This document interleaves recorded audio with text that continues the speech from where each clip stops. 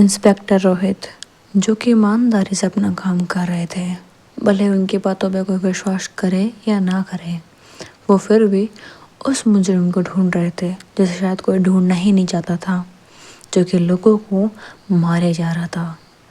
वजह नहीं पता, बहुत सारी चीज़ें ढूंढी। हाँ, ये बात थी, जिनको भी उसने मारा उन्होंने कोई ना कोई गलत काम तो किया था। पर क्या वो जो भी इंसान था, क्या उसे ये हक था कि वो किसी की जान ले सके? और जिनकी भी जान दे, सिर्फ उसमें से एक ही लड़का ऐसा था जिसकी जान लेना वो बिल्कुल पॉइंटलेस लग रहा था। इसलिए रोहित को भी लग रहा था, कहीं मैं उस जगह पे गलत तो नहीं हूँ। हो सकता है ना, जो उस बच्चे का मर्डर हुआ था वो किसी और ने किया हो, और मैं ही गलत हूँ जो कि उस मर्डर को इस केस से जोड़ रहा हूँ। लेकिन उनकी गट फीलिंग कुछ और ही बोल रही थी। और जिनको भी लग रहा अभी तक कि इंस्पेक्टर रोहित तो एक अकेला इंसान है जो कि ये सब कुछ नोटिस कर रहे हैं, बट ऐसा नहीं था। वो जिस कमिश्नर के पास जाकर के बार बार कहते थे कि ये नॉर्मल मौत नहीं हो रही है इन लोगों की, इनके मर्डर्स हो रहे हैं, उन्हें ये बात पता थी। उन्हें पता था कि ये कोई नेचुरल डेथ नहीं है, दीज आर्स मर्डर्स। लेकिन वो इन मामलों में पढ़ना नहीं चाह रहे थे, क्योंकि कुछ लोग और भी थे, कह सकते हैं, जिनके भी मर्डर हुए उनके पीछे बहुत से ऐसे लोग जुड़े हुए थे जो कि खुद से उस इंसान का पता करने की कोशिश कर रहे थे। लेकिन इतने लोग ढूंढने के बाद में भी उस इंसान का कुछ पता नहीं चल रहा था। इन दी एंड फिर सबको लगता कि शायद हम लोग ज़्यादा सोच रहे हैं, ये एक नेचुरल डेथ ही है। लेकिन फिर से इंस्पेक्टर रोहित आते, उस कमिश्नर को कुछ ना कुछ ऐसा बताते जिससे कि वो लोग फिर से एक्टिव हो जाते और ढूंढने की कोशिश करते कि आखिर में ये इंसान है कौन जो कि हमारे लोगों को मार रहा है। अब इन सब का एक दूसरे से कनेक्शन क्या था, ये रोहित को पता लग गया था, क्योंकि इन सब लोगों में एक ही चीज़ कॉमन थी, ये सब लोग एक दूसरे से फ़ोन पे बातें करते थे। मतलब डेली बेसिस पे नहीं, बट ज़रूरत के समय, जैसे कुछ क्राइम करते हो उसे छुपाने के लिए उस पुलिस वाले का सहारा लेना, और उस बिजनेसमैन के पैसों की मदद लेना, अपने पावर्स का इस्तेमाल करना, अपने कनेक्शन का इस्तेमाल करना, पॉलिटिकल पार्टी से बातें करना, पॉलिटिक्स से लेकर के मनी तक सब कुछ उनके पास तो था। पुलिस भी उनके पास थी, हर चीज़ उनके पास थी। पर ऐसा क्या था, क्यों वो इंसान इन लोगों को मार रहा था? सवाल तो थे ना। और इन्हीं सवालों के साथ रोहित बैठा था, उसे दिख रहा था कि क्राइम तो इन लोगों ने किए हैं, और शायद ये मौत डिजर्व भी करते थे, क्योंकि उन्होंने कोई छोटे मोटे क्राइम नहीं किए थे। ऐसे क्राइम किए थे जिनके सबूत नहीं थे, जिनके ऊपर कोई केसेस नहीं थे, बड़े पुलिस वाले थे, तो उन्हें सब कुछ पता था। वो जानते थे कि बहुत सारे इलीगल एक्टिविटीज़ ये लोग करते हैं जिनकी सज़ा शायद मौत से बदतर होनी चाहिए थी, लेकिन वो कुछ कर नहीं सकते थे क्योंकि ना कोई कंप्लेन थी, ना ही कोई इनके खिलाफ कुछ बोलना चाह रहा था। अभी वो इनके मर्डर को ढूंढना चाह रहे थे। वो अपने सामने सारे फ़ोटोज़ लगा करके सब कुछ अपने सामने देख रहे थे और बस फाइंड आउट करने की कोशिश कर रहे थे। उनका फ़ोन रिंग होता है, वो फ़ोन उठाते हैं, अपने कान से लगा के रखते हैं, लेकिन उनका ध्यान अब भी उस बोर्ड के ऊपर था। तभी उनके कानों में एक आवाज़ आती है, इंस्पेक्टर रोहित, गलत लोगों की मदद करने की कोशिश कर रहे हो तुम? तो इंस्पेक्टर रोहित बोलता कि कौन है, इतने देर का फ़ोन क्यों किया है, और मैं क्या गलत कर रहा हूँ? तो सामने वाला इंसान सिर्फ इतना बोलता है, आप जिन लोगों का केस सॉल्व करने की कोशिश कर रहे हैं वो बहुत गलत कर रहे हैं, वो लोग मौत डिजर्व करते थे।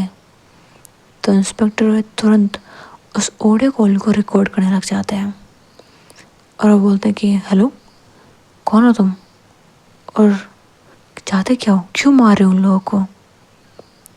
वो इतना बोल ही रहा होता है कि फ़ोन कट हो जाता है। फिर से कॉल आता है, इंस्पेक्टर फिर उठाते हैं, तो फिर से सामने से आवाज़ आती है,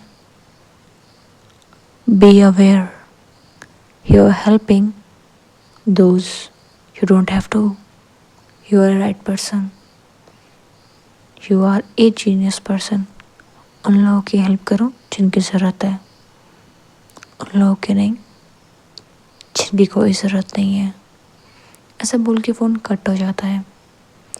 वो आदमी ब्लैक हुडी में एक पीसीओ से कॉल कर रहा था, जिसके आसपास कैमरा तो छोड़ को एक इंसान तक, कुत्ता तक नहीं भटक रहा था। वो उस अंधेरी काली सड़क में विसल करते हुए वहाँ से जा रहा था और कह रहा था, न्याय दिलाने की कोशिश उन्हें की जा रही है जिनको न्याय की ज़रूरत नहीं है, जिनका शायद न्याय यही था। क्या होता है जब शिकारी उसका शिकार करने के लिए वो इंसान पीछे पड़ जाए जिसका वो शिकार करना चाह रहा था। थोड़ा कन्फ्यूजिंग है ना। ऐसा कहने का मतलब है, एक होता शिकार और दूसरा होता शिकारी। अगर शिकार ही शिकारी व्यवहार करते तो कैसा हो। वो भी अपनी बातों को मतलब यही कहना चाह रहा था। पर इस बात का मतलब क्या है ये जानने के लिए आपको आगे स्टोरी देखनी पड़ेगी। So hey buddies, welcome back to the channel love वाली वाइफ। और आप लोग देख रहे हो स्टोरी रॉन्ग। तो हम देखते हैं माया, जो कि अब तक अपने घर में बैठ भी थी, उसे चोटें आई हुई थी, ज़्यादा किसी से बात नहीं कर रही थी, कॉलेज जाने लग गई थी, सब कुछ ठीक चल रहा था, अपनी बहन से नज़र नहीं मिलाती थी, ज़्यादा बात नहीं करती थी। और वहाँ दूसरी तरफ प्रिया और आयशा उससे रोती तो बहुत है लेकिन कहती कुछ नहीं है। वो बस रो के अपना दर्द को छुपा लेती है। और प्रिया हमेशा उसके साथ रहती है, उसे पूछती है क्या हो गया है, क्यों रो रही हो। लेकिन आयशा कुछ नहीं बोलती, वो बस एक स्माइल करती और बोलती नहीं कुछ नहीं, थैंक यू, अगर तुम नहीं होती शायद पता नहीं क्या होता। तो प्रिया बोलती है मैं क्यों नहीं होती, मैं हूँ ना, तो फिक्र क्यों कर रहे हो। तो आयशा स्माइल करते हैं, प्रिया को हक कर लेती है, बोलती थैंक यू सो मच, तुम बहुत अच्छी हो, बहुत ज़्यादा, ऐसा बोल के हक करके रखती है। एंड प्रिया को बहुत अच्छा लगता है, आयशा को भी सुकून मिलता है। प्रिया और आयशा थोड़ा सा पीछे होते हैं, एक दूसरे की तरफ देखते हैं, इनका बहुत ही प्यारा सा आई कांटेक्ट होता है। एंड बस ये दोनों स्माइल पास कर रहे होते हैं। एंड पहली बार प्रिया थोड़ा सा क्लोज आती है आयशा के, एंड उसके फोrehead पे बहुत प्यार से किस करती है। तो आयशा ब्लश करती है और कुछ नहीं बोलती। अब ये दोनों बस घूमने के लिए बाहर निकल जाते हैं। आयशा स्माइल ज़रूर कर रही थी, लेकिन जब भी वो थोड़ी देर के लिए भी अकेली होती, उसके दिमाग में बहुत सारी बातें चलने लग जाती, उसके चेहरे पे एक उदासी जा जाती। इसलिए प्रिया ने सोच लिया था कि वो आयशा को अकेला छोड़ेगी नहीं वो सैड होगी। वो ऐसे ही बस दिन गुजर रहे थे। माया भी कॉलेज आ रही थी, वो भी थोड़ा नॉर्मल हो रही थी। उससे भी कशिश पूछती है क्या हुआ, तुम कॉलेज क्यों नहीं आ रही थी। कुछ नहीं, बस थोड़ी सी तबीयत खराब थी। कम से कम बता दिया होता यार।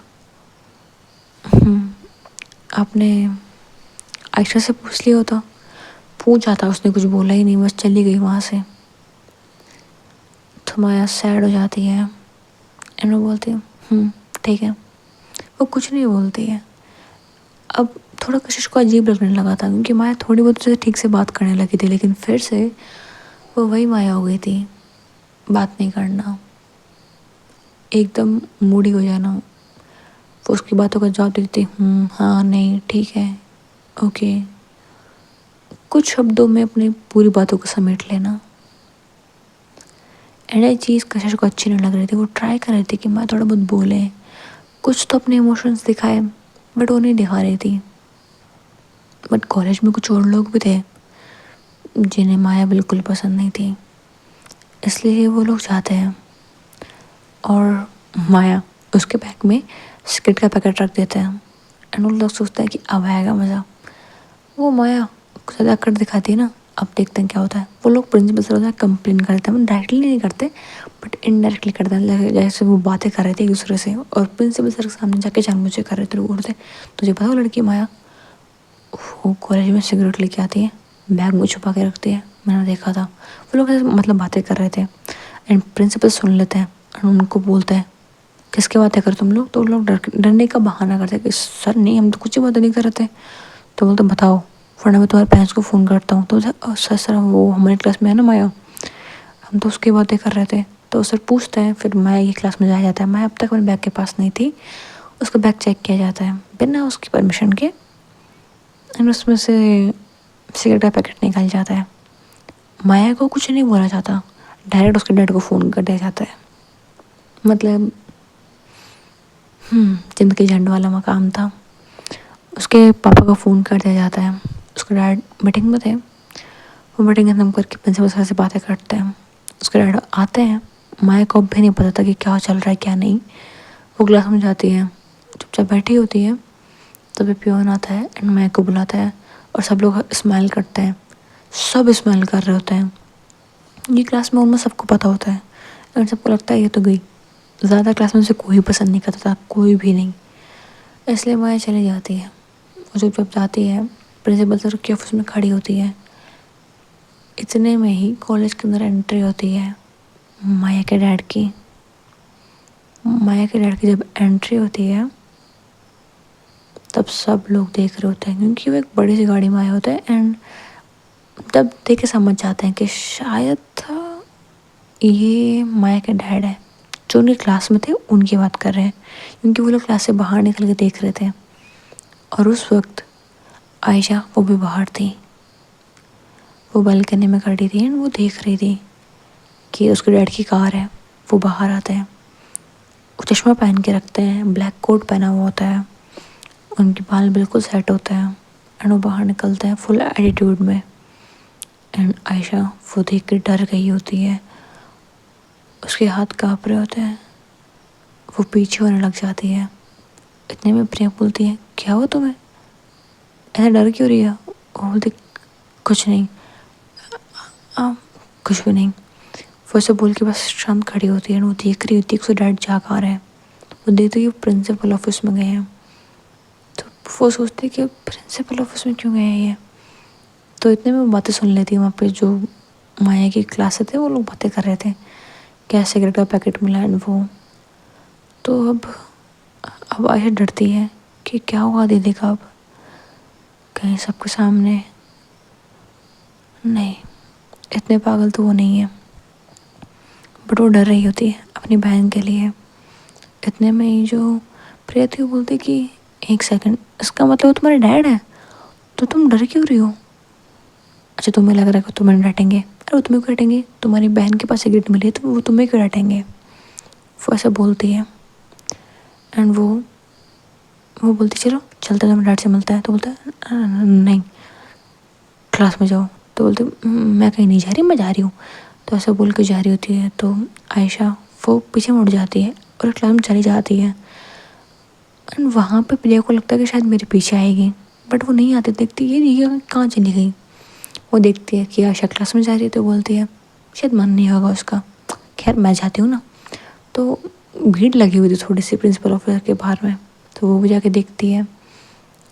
वो सुनने की कोशिश करते लेकिन सब लोग इतनी बातें करते कि कोई आवाज़ नहीं आती। इतने में प्रिंसिपल ऑफिस से प्रिंसिपल सर निकलता है, बोलता है क्या तमाशा चल रहा है यहाँ पे, सब लोग जाओ अपनी क्लास में, क्लासेस नहीं है कि तुम्हारे लोग की, बताओ मुझे तुम्हारे पेरेंट्स को फ़ोन करूँ। तो सब लोग डर जाते हैं ना, अपनी अपनी क्लास में चले जाते हैं। अब प्रिंसिपल ऑफिस होता है, वहाँ जो प्रिंसिपल सर होता है बोलता है कि आपकी बेटी के बैग से सिगरेट का पैकेट निकला है, कुछ बोलना चाहेंगे इस बारे में। तो वो सिगरेट का पैकेट को देखते हैं, खड़े होता है, माया की तरफ देखते हैं और प्रिंसिपल सर के सामने खींच थप्पड़ मारते हैं। माया कुछ भी नहीं बोलती, उसका फेस बस टर्न हो जाता है, वो कुछ भी नहीं बोलती है। वो बस एक लुक देती है अपने डैड को और कुछ भी नहीं। तो वो बोलते हैं कि नज़रें नीचे रखो, सिगरेट का पैकेट देखा है, चीप क्वालिटी का है, तुम चाहती क्या हो। मेरी इज्जत का ख्याल रखो। कहाँ है ना, बाहर जाए हो चाहे कहीं जाओ, मुझे मतलब नहीं है। तुम्हारे अंदर मेरा खून है, तो तुम्हें अपना क्लास मेंटेन रखना है, समझ में आया? और ये क्या है, ये देख रही हो तुम, ये कोई ब्रांड भी है क्या? वैसे बोल के फेंक देते हैं। एंड वो बस उसे कॉलर पकड़ लेते हैं, बोलते हैं कि अगली बार से मैं ऐसा कुछ सुनना नहीं चाहिए। तो प्रिंसिपल सर बोलते, सर आप क्या बोल रहे हैं, आप उसे मना करने की बजाय आप उसे ब्रांड के लिए बोल रहे हैं। तो प्रिंसिपल सर को लुक देते और बोलते हैं कि ये मेरा फैमिली मैटर है, आई डोंट थिंक सो कि इसमें आपको बोलना चाहिए। एंड आप मुझे बताइए, कॉलेज में क्या अकेले है जो स्मोक करती है? आई डोंट थिंक सो आपके कॉलेज में ऐसा कोई भी लड़का होगा जो स्मोक नहीं करता होगा, बहुत कम लोग होंगे। उनके बारे में कुछ कहना नहीं चाहते आप? बट सर ये तो लड़की है ना। हाँ है लड़की, बट मेरी बेटी है, तो ये स्मोक भी करेगी, ड्रिंक भी करेगी, जो खाना ना वो खाड़ लो। एंड रिमेंबर दिस, तो मुझे जानते नहीं हो शायद, बताओ मैं कौन हूँ? ऐसा बोल के वो अपनी गन निकाल लेते हैं एंड टेबल पर रख देते हैं, बोलते हैं कि बोलो कुछ बोलना है, पनिशमेंट देनी है, बोलो। तो प्रिंसिपल सर बोलते, बट सर ये बात इस प्रिंसिपल ऑफिस के बाहर नहीं जानी चाहिए, वरना आई थिंक तुम्हारी फैमिली है, राइट? तो वो बोलते कि सॉरी सर, बोल के चुपचाप प्रिंसिपल से हो जाते हैं, कुछ भी नहीं बोलते। माया भी कुछ नहीं बोलती। माया बाहर निकल जाती है, उसके डैड चले जाते हैं वहाँ से, और माया वो बस अपने क्लब जाके बैठ जाती है। उसके फेस पे अभी तक निशान था, मतलब इतना ज़्यादा नहीं था, एक हल्का सा था। एंड उसे देख कर क्लास से कुछ लड़के बोल रहे थे, लगता है आज किसी को बहुत तेज थप्पड़ पड़ा है। कुछ लोगों के गाल पर निशान है, वो लोग ऐसे बोल के बातें कर रहे होते हैं।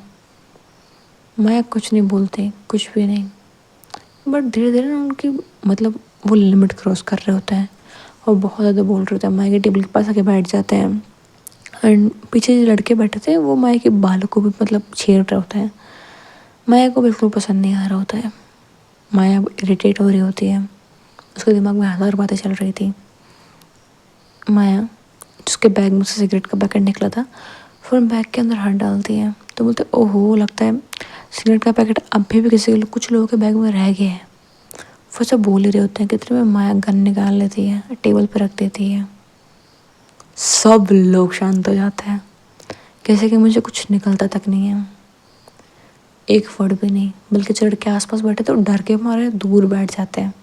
माया के टेबल के आगे जो लड़कियां थी वो भी उठ के चली जाती हैं। सब लोग जो हंस रहे थे सबकी बोलती बंद हो जाती है, सबके चेहरे से पसीना निकल रहे होते हैं, वो माया की तरफ देख भी नहीं पा रहे होते हैं। माया उन्हें कुछ भी नहीं बोलती है, एक वर्ड तक नहीं बोलती है। वो गन उठाती है, दोबारा बैग में डाल लेती है एंड चुपचाप बैठ जाती है, जैसे कुछ हुआ ही ना हो। अब किसी के अंदर हिम्मत नहीं थी कि माया को वो लोग कुछ बोले भी। माया अपने लिए कभी स्टैंड नहीं लेती थी, लेकिन उसने अभी ये सब इसलिए किया क्योंकि उसके दिमाग में हज़ार चीज़ चल रही थी। उसकी बहन उसकी तरफ देख नहीं रही है, जिससे वो अपनी ज़िंदगी सबसे ज़्यादा प्यार करती है। एक इंसान के मेंटल लेवल उस वक्त क्या हो सकता है ना, कोई समझ भी नहीं सकता।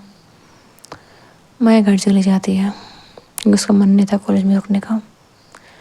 माया अपने रूम में जाकर के सो जाती है। माया की आंखें खुलती है कुछ आवाज़ सुन के, शाम का वक्त था।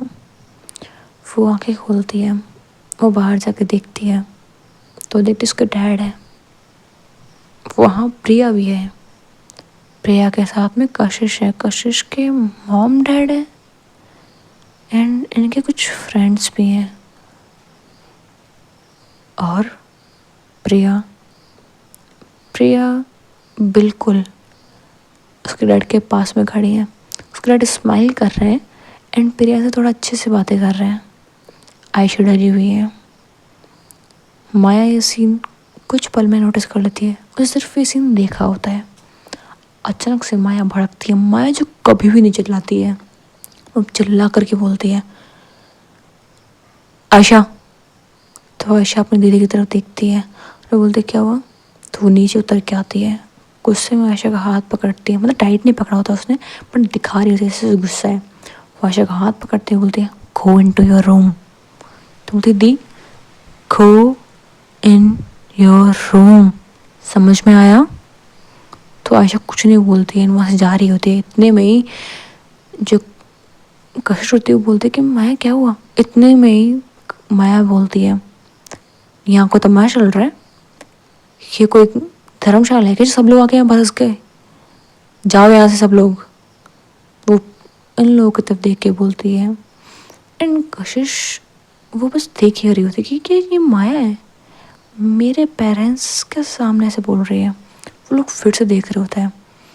तो माया प्रिया का हाथ पकड़ते हुए हल्का सा खींचती है और बोलती है I said go with your family, मेरे घर के अंदर आने की ज़रूरत नहीं है, औकात देख लो अपनी। वो जब ऐसे बोलती तो प्रिया को बहुत गुस्सा आता है, बहुत ज़्यादा। उसका मन करता है कि वो माया का मुंह तोड़ दे, लेकिन कशिश वो बोलती है रहने दे प्रिया, चल यहाँ से, मैंने कहा ना चल यहाँ से। प्रिया गुस्सा रहा था, मन कर रहा था कि वो उसका मुंह तोड़ दे। अरे लोग यहाँ पे कर क्या रहे थे बताती हूँ। आयशा जो कॉलेज में थी वो थोड़ी परेशान थी। जब परेशान बैठी थी तो वहाँ पे कशिश आती है और बोलती क्या हो गया? तो बोलते कुछ नहीं दी, देखो कब से परेशान बैठी है। क्यों? तो बताती कि माया के साथ में सब कुछ हुआ है। तो वो बोलते कि अच्छा इसलिए परेशान है। ये लोग घर लेके जाते हैं, उसे शांत करने की कोशिश करते हैं। तब पता लगता है कि माया कॉलेज से जल्दी चली गई थी। तो लगता है कि शायद उसकी तबीयत ख़राब थी, क्योंकि आज ही कशिश ने माया से पूछा था तो उसने बताया कि हाँ उसकी तबीयत ख़राब थी। तो ये लोग बोलते कि ठीक है हम तुम्हारे घर चलते हैं एंड माया से तबीयत भी पूछ लेते हैं। आयशा बहुत मना करती है कि नहीं इसकी कोई ज़रूरत नहीं, फॉर्मेलिटी कोई ज़रूरत नहीं है, बट वो लोग नहीं मानते हैं।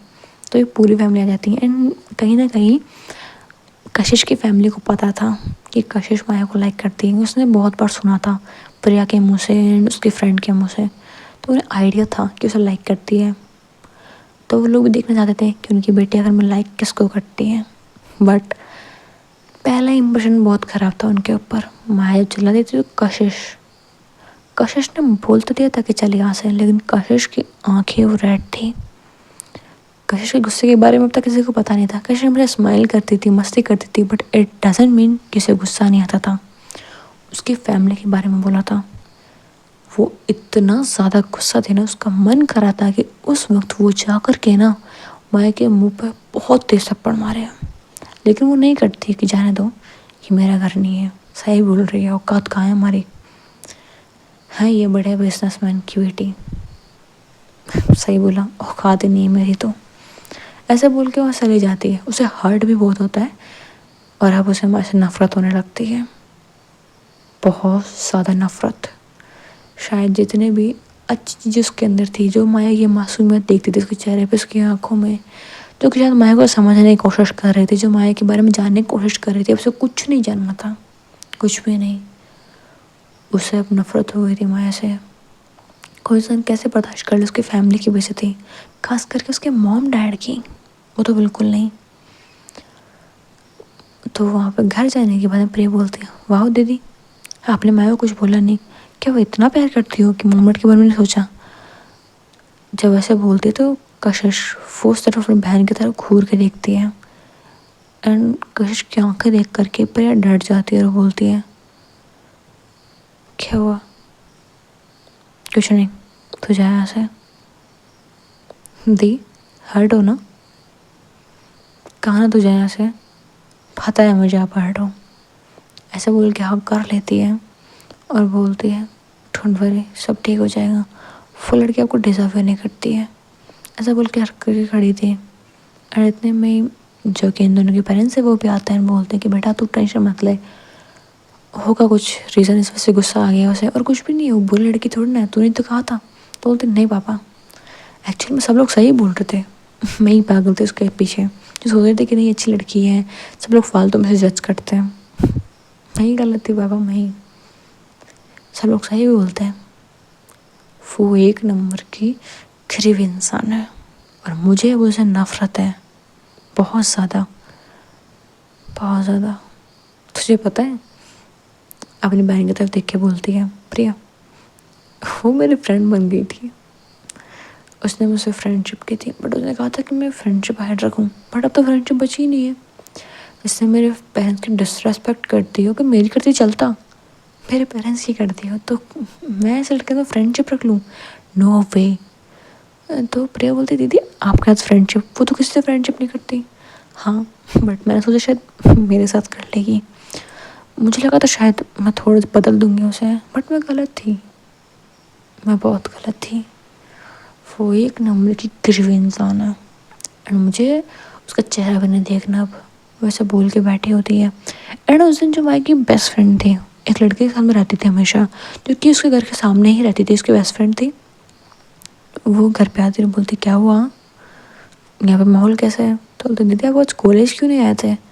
जब प्रिया ये पूछती तो बोलती हाँ मन नहीं था मेरा, तो मेरा मूड खराब था, और वैसे भी कॉलेज जाती तो कोई फायदा तो है नहीं, ये तो बस हमेशा माया माया माया करती रहती है, सो बस नहीं आई थी मैं कॉलेज।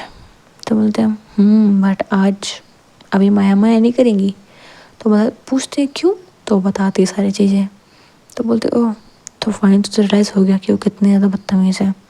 तो बोलते हाँ हो गया मुझे रियलाइज़ कि वो कितनी ज़्यादा बदतमीज़ है। तो फिर इतने में ना जो कशिश के मॉम डैड थे वो पूछते हैं अच्छा बेटा एक बार बताओ तुम्हें वो इतनी अजीब क्यों लगती है, मतलब तुम लोग को पसंद क्यों नहीं है वो। तो उसकी फ्रेंड कुछ नहीं बोलती है, तो वो बोलते हैं कि बेटा तुमसे पूछ रहे हैं, तो बोलते हैं कि जैसा बाप है वैसे बेटी तो होगी ना अंकल। तो बोलते क्या मतलब, तो बोलते कि कुछ नहीं जाने दीजिए। तो बोलते नहीं बताओ। अब थोड़ी जो कशिश थी वो भी क्यूरियस होती, बोलती कि हाँ तो ऐसा क्यों बोल रही है। तो बोलते रहने दे यार, मेरा मूड नहीं है। तो बोलती अरे बताएगी नहीं अपने दोस्त को भी। तो बोलते अब दोस्ती याद आ रही है। तो बोलता ऑफ कोर्स यार, वैसे बोल के बातें कर रहे थे, लेकिन उसकी फ्रेंड कुछ बताती नहीं उस बारे में जिस बारे में वो कहना चाहती थी, तो उसे कोई फोर्स नहीं करता, और बोलते ठीक है जब तुझे कंफर्टेबल फील हो तब बता देना ठीक है। तो बोलते ठीक है, ऐसे बोल के स्माइल करती है। अब जब कशिश कॉलेज जाती है तो माया की तरफ देखती तक नहीं है, माया को पता था वो देखेगी भी नहीं, तो माया कुछ बोलती भी नहीं है। उसे तो बुरा तो बहुत फील होता है माया को, लेकिन उसने फिर ये सब कुछ किया क्यों, माया क्या छुपा रही थी, क्या चल रहा था उसके दिल और दिमाग में, आखिर माया ने इतना चिल्लाया क्यों, खास करके उसके मॉम डैड पे, कशिश के मॉम डैड पे।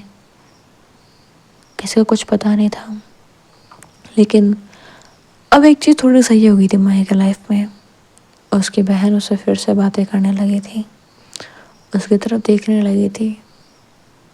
लेकिन अब आयशा, उसके अंदर कोई ख्वाहिश नहीं बाकी थी, कोई भी नहीं। वो अक्सर सैड रहा करते थे, लेकिन प्रिया उसे हमेशा खुश रखा करती थी कोई ना कोई बहाने से। एंड माया देख करके खुश थी कि चलो कोई तो है जो मेरे अलावा मेरी बहन को खुश कर सकता है, उसके फेस पे स्माइल है। माया बस दूर से अपनी बहन को देखा करती थी और ट्राई करती थी कि कैसे बस उसकी बहन खुश है, और कुछ भी नहीं। कुछ दिन गुजरते हैं, वक्त गुजर रहा होता है, किसी की नफरत वो माया के लिए बढ़ती जा रही होती है। वो माया के फेस पे जब पहले स्माइल देखती थी उसका हार्ट वो बहुत ज़्यादा बीट करता था, उसे खुशी फील होती थी। लेकिन अब ये सब कुछ बदल गया था। अच्छा उसके स्माइल देख कर की फीलिंग सब भी आती थी, लेकिन अब नफरत वो इतनी बढ़ गई थी ना कि हर चीज़ पे भारी पड़ रही थी। उसे गुस्सा आता था। अब माया के कॉलेज में शायद कोई चीज़ करे ना करे, कोशिश वो ज़रूर करती थी। वो हमेशा नीचे दिखाने की कोशिश करती थी, हमेशा चाहते वक्त कभी उसे पानी गिरा देना, कभी उसे हम सबके सामने बेइज्जती कर देना। माया उसकी एक भी बात तो कभी भी रिप्लाई नहीं करती थी, वो कुछ भी बोले कुछ भी सुनाए माया कुछ भी नहीं बोलती थी। उसकी वजह ये नहीं थी कि माया के दिल में कशिश के लिए कोई फीलिंग्स थी, बल्कि रीज़न ये था कि माया ने कशिश को फ्रेंड बोला था, फ्रेंड। एंड वो माया के लिए सिर्फ एक वर्ड नहीं था, वो उसके लिए उसकी पूरी लाइफ थी, जिसे वो बोल देती ना किसी का रिश्ता एक बार कोई बना ले तो बना लेता है, माया उनमें से थी।